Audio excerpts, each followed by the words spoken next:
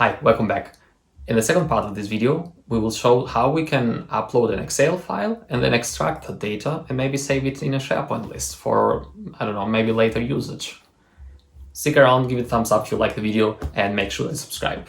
On the previous video, we saw how you can upload a file from PwrPeeps Canvas into a SharePoint document library. Let's say that you get multiple files, like PDFs, Words, and so on, and also an Excel file, and you want that when a user uploads an Excel file, you grab the data that's inside and put them in a SharePoint list. So let's see how we can do that. So we are here in Power Automate, and we're going to create an automated cloud flow. Let's call it Excel to SharePoint. I don't know, doesn't matter.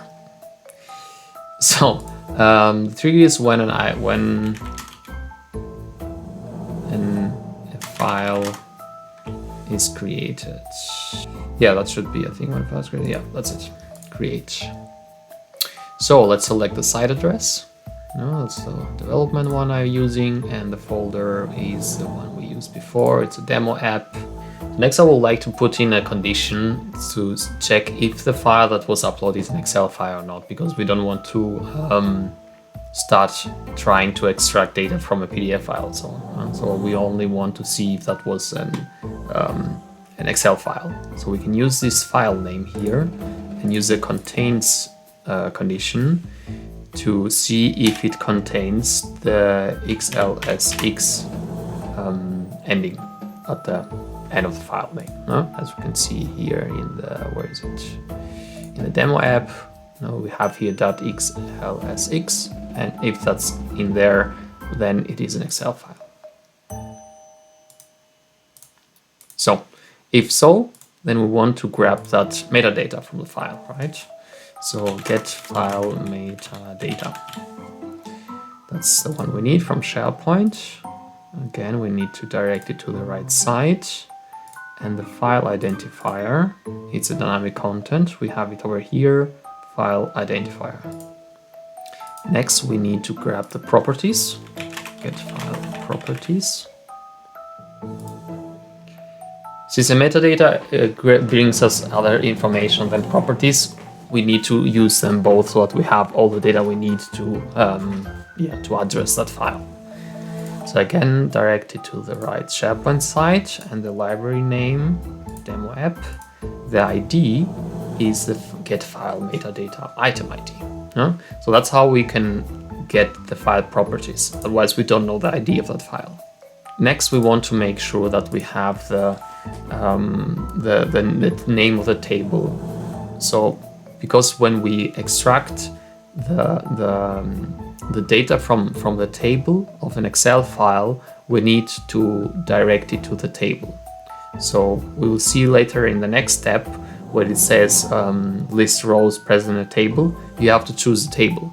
So since that cannot be dynamic from that action, we need to list the tables in that Excel file and then use that dynamic name to the next action. We'll see in a second. So list tables. Sorry, it's called get tables. Now it's connected to Excel online. Okay, so the location, my SharePoint site, the document library is the one we just created. The file has to be the file name.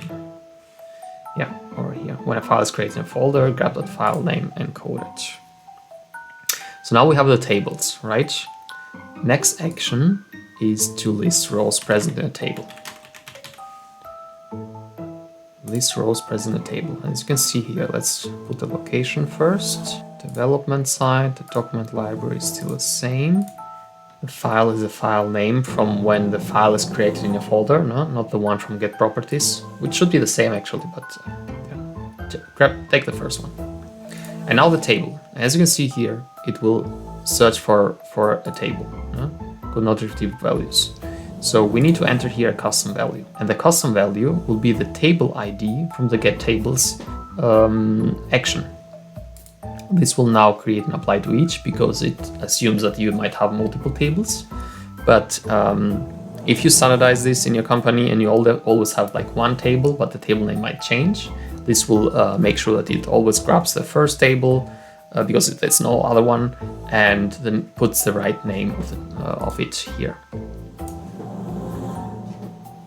Okay, now that we have listed the rows present in a table, what we can do is, for example, you might need to filter that data before you write it into SharePoint. And we can go on and create here into this loop the filter array data action. So this one now needs to have the value from the list rows present in table action. And we are now going to compare the column named country. I think I copied that, yeah. And we want the country not equal to null. So now that we are filtering on that value, we need to create an apply to each. And here we need to put the body of that filter array. Next action will be the create item. So let's direct it to the right SharePoint list, site first and then list.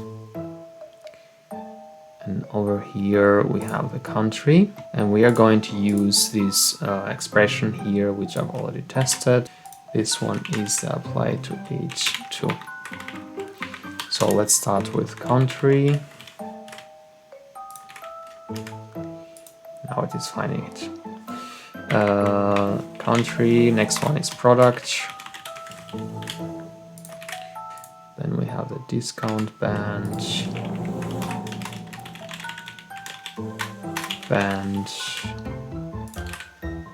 And let's do another one. Units sold. Okay, I will leave the rest as it is, but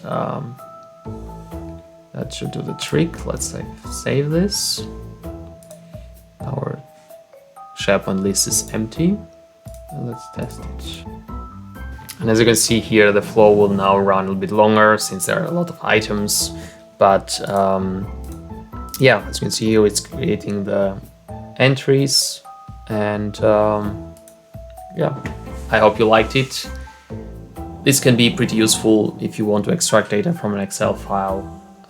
Again, give it a thumbs up if you liked it, and make sure to subscribe to the channel, and catch you on the next one. Bye.